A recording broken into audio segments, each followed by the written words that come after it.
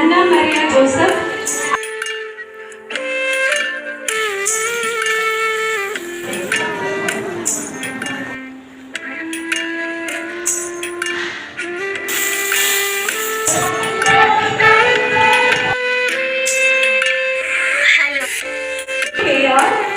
Aiden.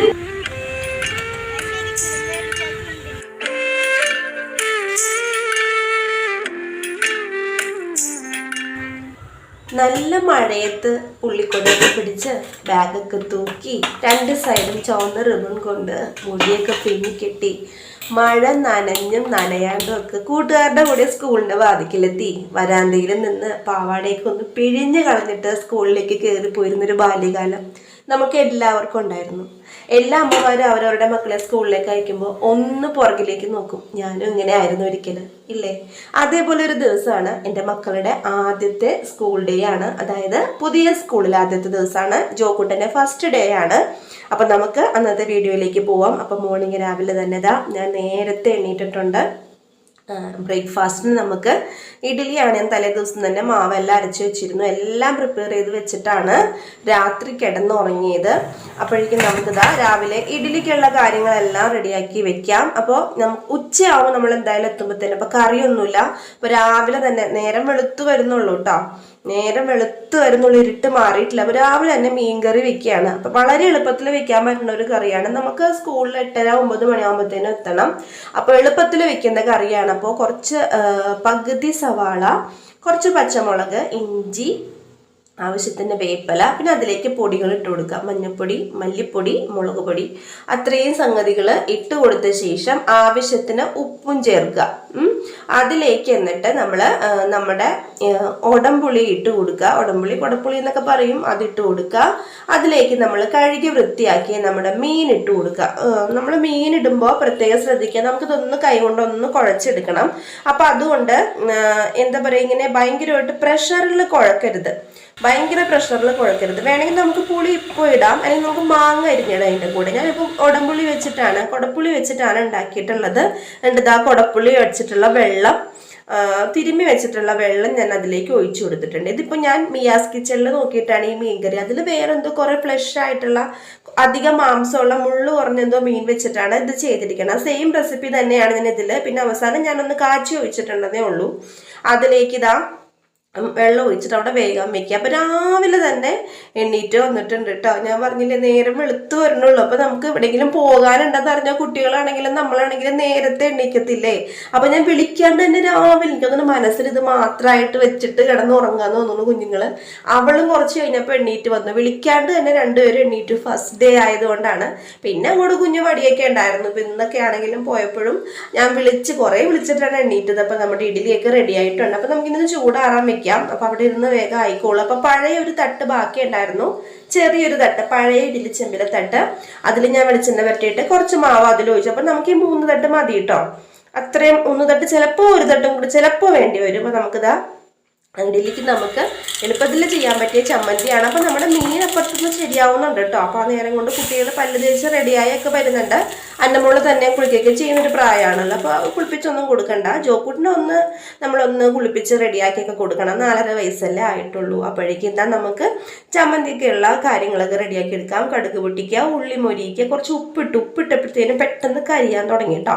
ഞാൻ അപ്പോഴേക്കും വേഗം വേപ്പില ഇട്ടിട്ട് ഒന്ന് ഇളക്കി കൊടുത്ത ശേഷം അതിലേക്ക് ഞാൻ തേങ്ങ കൂട്ട് അരച്ചു വെച്ചിട്ടുണ്ടായിരുന്നു. ഇഞ്ചിയും പച്ചമുളകും ഉള്ളിയും 2 അതിൽ വേപ്പിലയും കുറച്ച് തേങ്ങാപ്പീരയും കൂടി ചേർത്തിട്ട് അരച്ച് വെള്ളം ഒഴിച്ച് അടിച്ചു വെച്ചിട്ടുണ്ടായിരുന്നു. അതിലേക്ക് ഇട്ട് കൊടുത്തു. ഏറ്റവും ലാസ്റ്റ് ടേസ്റ്റ് കൂടാനുള്ള ഒരു സൂപ്പർ ട്രിക്കാണ്. നമ്മൾ ഏറ്റവും ലാസ്റ്റ് ഫ്ലെയിം ഓഫ് ചെയ്യുന്നതിന് തൊട്ട് മുൻപ് കുറച്ച് കറിവേപ്പില ഒന്ന് എടുത്തിട്ട് ഇങ്ങനെ ഞെരടി ഇട്ട് കൊടുക്കുക. അപ്പം നമ്മുടെ ചമ്മന്തി നല്ല ടേസ്റ്റ് ആയിരിക്കും. ഒന്ന് ട്രൈ ചെയ്ത് നോക്കൂ കേട്ടോ.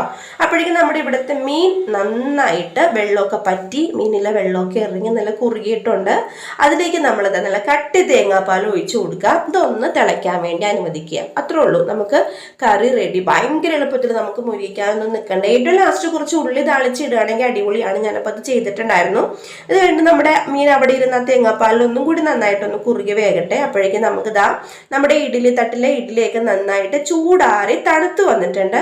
വെളിച്ചെണ്ണ പുരട്ടി വെച്ച് നമ്മൾ മാവ് ഒഴിക്കുന്നുണ്ട്. ടക്കനെയാണ് കണ്ടത്. തൊട്ടാൽ മതി ഒരു വശത്ത് നിന്ന്. അപ്പം തന്നെ നമുക്കതിലേക്ക് താഴേക്ക് വീണ് കിട്ടും. വെളിച്ചെണ്ണ തൊടാണ്ടാണ് നമ്മൾ വെക്കണമെങ്കിൽ ഭയങ്കര ബുദ്ധിമുട്ടാണ്, വെറുതെ ഇഡ്ഡലി തട്ടിലൊക്കെ ഇങ്ങനെ ഇരിക്കും.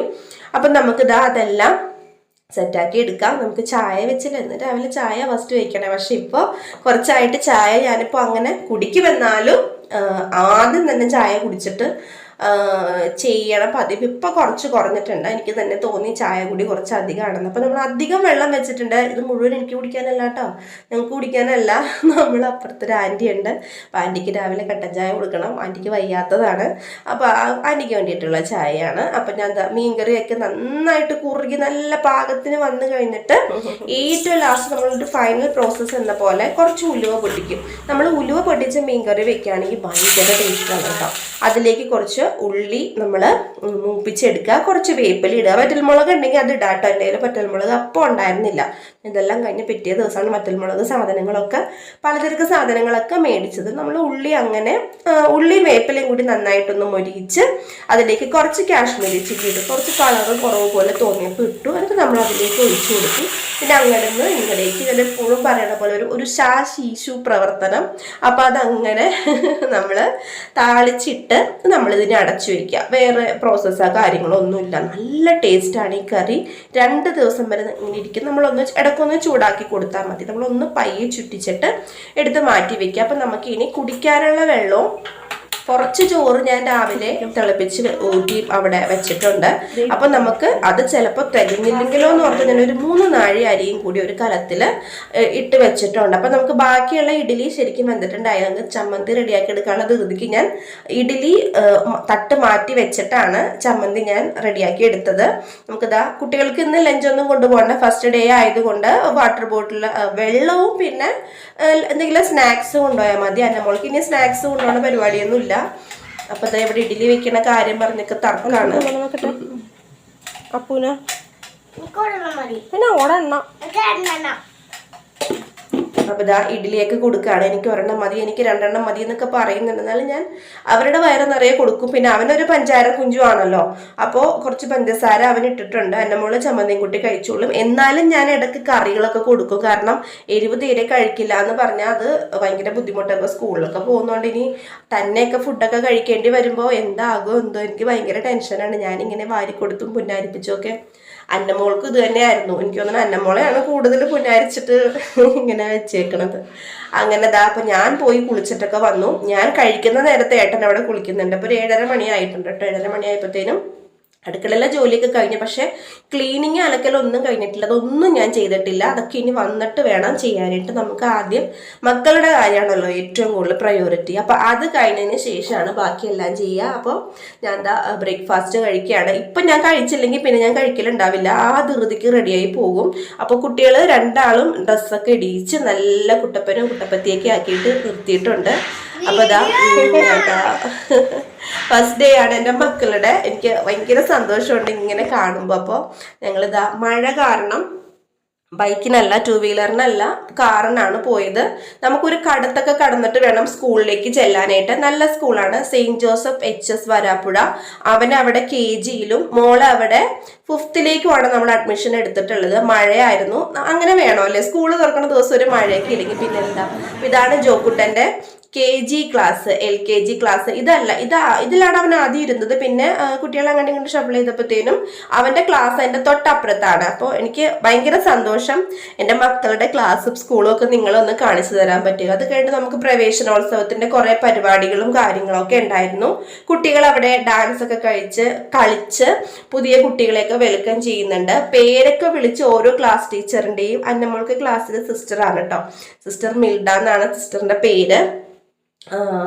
അപ്പോൾ ഓരോ ടീച്ചേഴ്സും ഓരോ ക്ലാസ് ടീച്ചേഴ്സും അവരുടെ കുട്ടികളെ പേര് വിളിച്ച് ഇങ്ങനെ ഓരോ കുട്ടികളെ ക്ലാസ്സിലേക്ക് കൊണ്ടുപോകുന്ന ഒരു ഒരു ഒരു പ്രോസസ്സാണ് അടുത്തത്.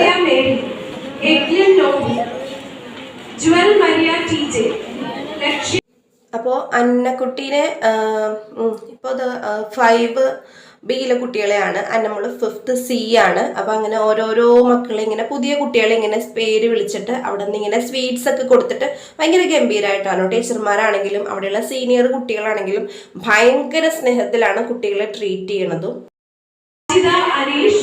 Anna Maria Joseph, Anna Mary AG, അപ്പോൾ ഇതാ അങ്ങനെ അന്നമോളെയും പേര് വിളിച്ചത് അവിടെ നിന്ന് കണ്ടോ, നമ്മുടെ ഗൈഡ്സിലെ കുട്ടികളാണെന്ന് തോന്നുന്നു. അവര് അയ്യോ അവളെ ടാറ്റയൊക്കെ പറഞ്ഞ് പോകാട്ടോ. എനിക്ക് ഭയങ്കര സന്തോഷം. നമ്മൾ ആലോചിക്കും നമ്മുടെ കയ്യിലേക്ക് ഒരു കുഞ്ഞു പാവനെ പോലെ കിട്ടിയ മക്കളല്ലേ. ഇപ്പോൾ ഇതാ അവള് സ്കൂളിലൊക്കെ പോയി പറയാൻ വേണ്ടി ടീച്ചേഴ്സിൻ്റെ മുമ്പിൽ നിന്ന് ഓരോ കാര്യങ്ങൾ പറയാൻ വേണ്ടി പാത്രം വലുതായിട്ടിരിക്കുന്നു. അപ്പോൾ ഒത്തിരി സന്തോഷമാണ്. എല്ലാ അമ്മമാരും ഇതുപോലെ തന്നെയാണ്. ഫസ്റ്റ് ഡേ മക്കളുടെ സ്കൂളിൽ എത്രത്തോളം നമുക്ക് ഹാപ്പിനെസ് ആണ് അത് പറഞ്ഞറിയിക്കാൻ പറ്റില്ല അല്ലേ. അതൊരാളോടും പറഞ്ഞാൽ മനസ്സിലാവില്ല. അത് അമ്മമാർക്കേ ആ ഒരു ഫീലിംഗ് കിട്ടുള്ളൂ ഫസ്റ്റ് ഡേ.